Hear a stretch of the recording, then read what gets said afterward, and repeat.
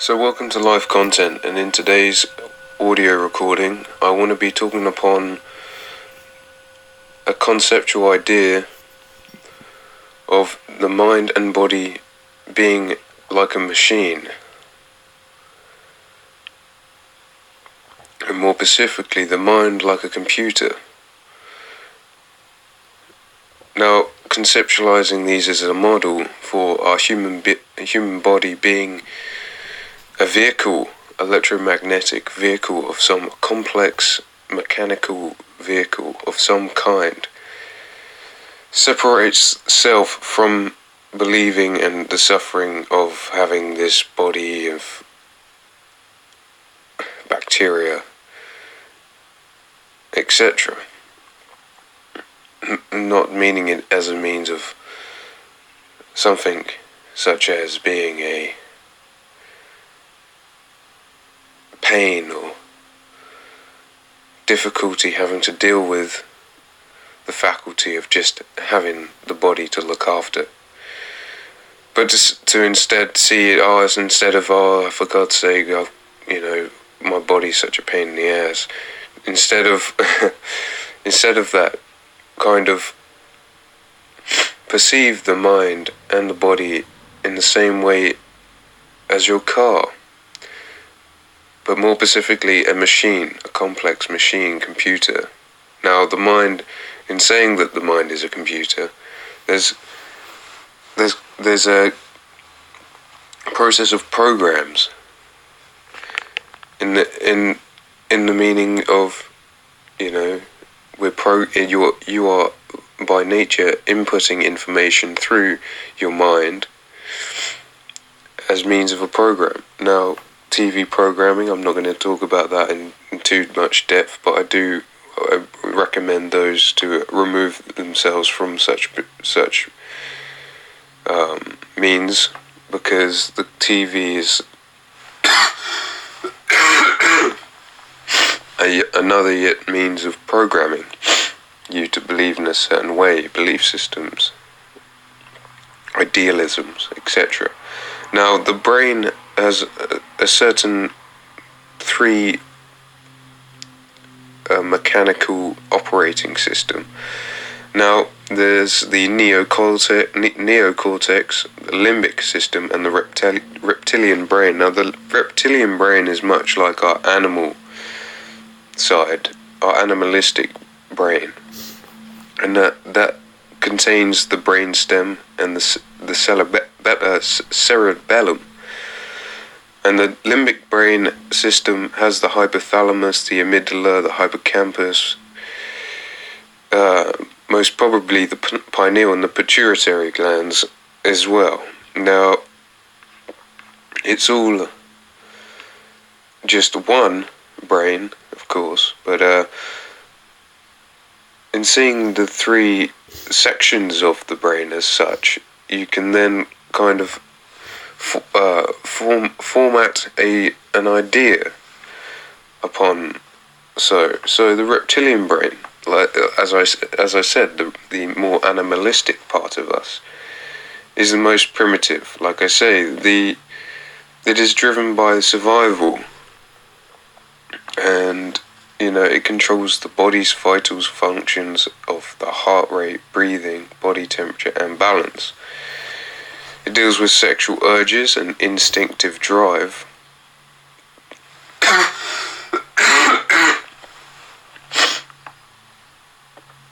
The reptilian brain is mostly horny, hungry, and fearful. Now, it takes revenge and gets angry. It's much really being that of the irrational mind. Now, the limbic system brain is the second most region that is evolved. Sorry. It is the need to fulfill desire and satisfy hunger. It It deals with emotions, desires, creates imprints and conditioning that leads to hardwired habits programmed deep within the limbic system. Now, most of these behaviors of these two regions of the brain are mostly subconscious, the reptilian and the limbic. So that's of the subconscious mind. Now, the neocortex, the third and most evolved part of the brain, sorry,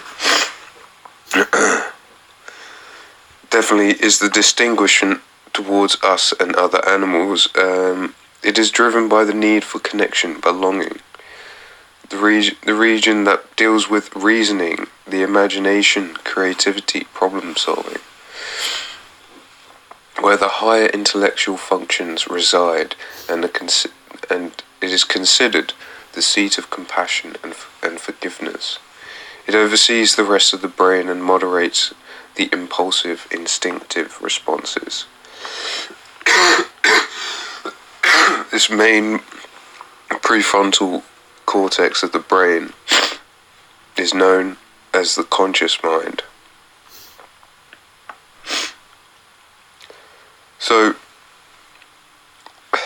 that said, being that the reptilian and the limbic brains are the most dominant in our humanity's function, as our main drivers are money, sex, food, and fuel. When any of these areas of life go out of balance of the fundamental drivers that we live by, money, sex, food, and fuel, the reptilian brain starts to switch on much, the fight or flight,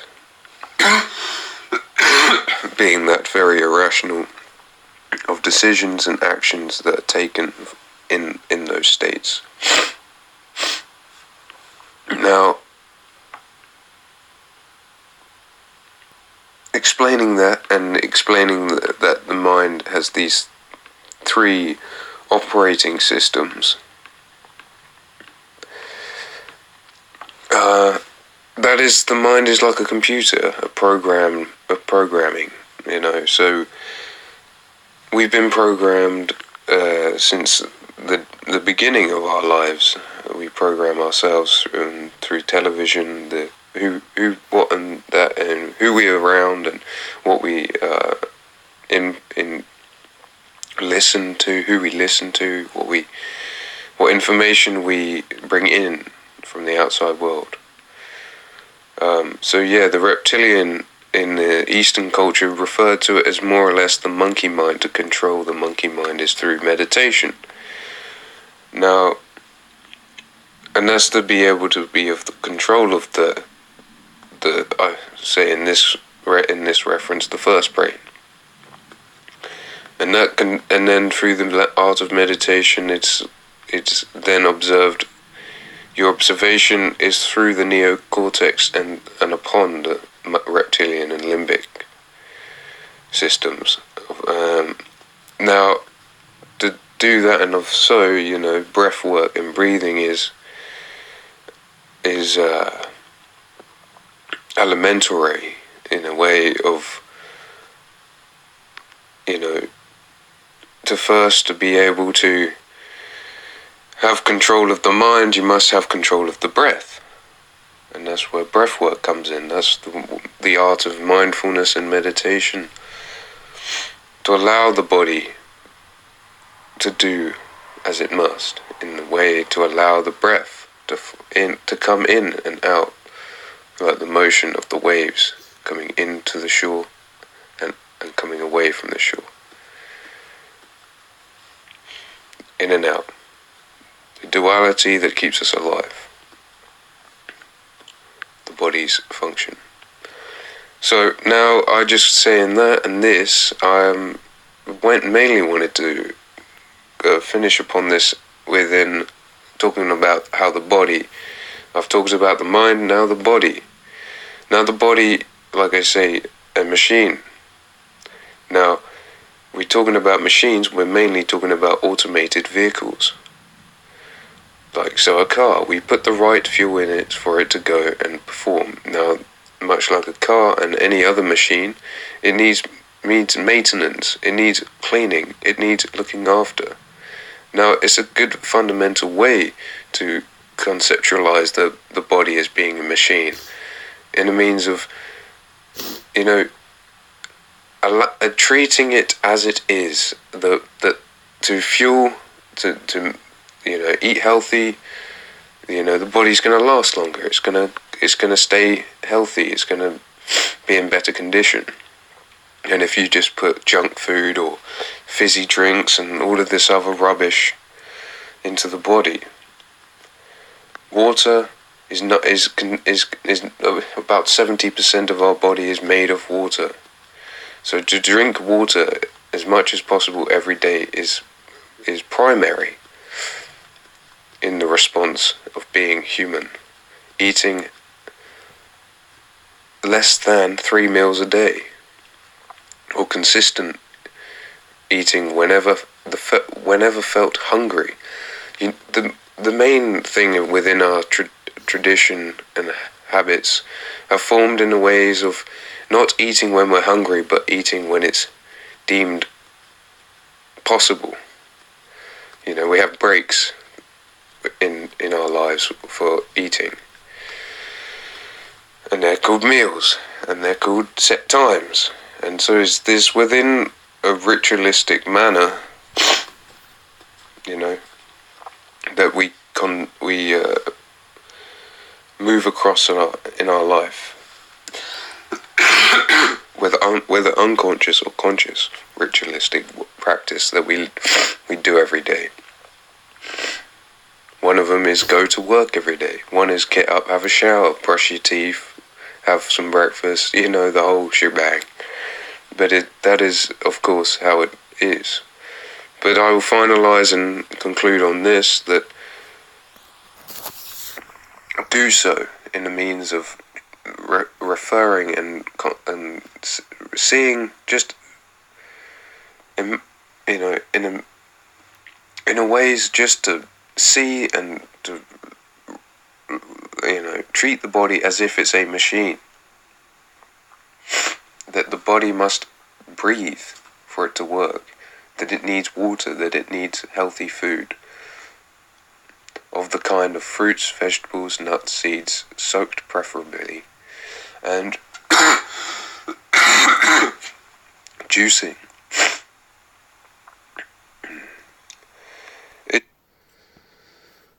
Now, just one thing I do want to add is that, seeing, like I say one more time, that the body is like a machine. The body in itself has muscle tissue and other means for it to be able to move, lift your arm, all these things, walk, run. So what I'm getting at is it's to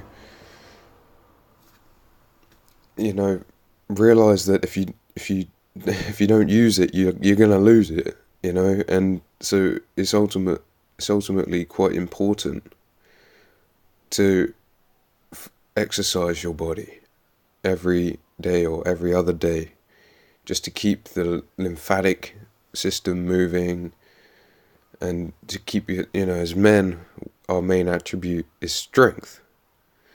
So as men, we must train, we must do push-ups, we must do practices that bring strength to us mentally and physically, because it's all connected. Our body is connected to our mind, and our mind is connected to the body. So working on the body means that you're also working on the mind. So just something to add there. It's all just, at the end of the day, it comes to a level of non-attachment and self-love, that one steps between the levels of success in their life or not. And I'll leave you with that. I hope you liked today's audio recording on how the mind and body is like a machine, and it should be treated as such. Peace and love to you all. Have a blessed day, and night. Peace and love.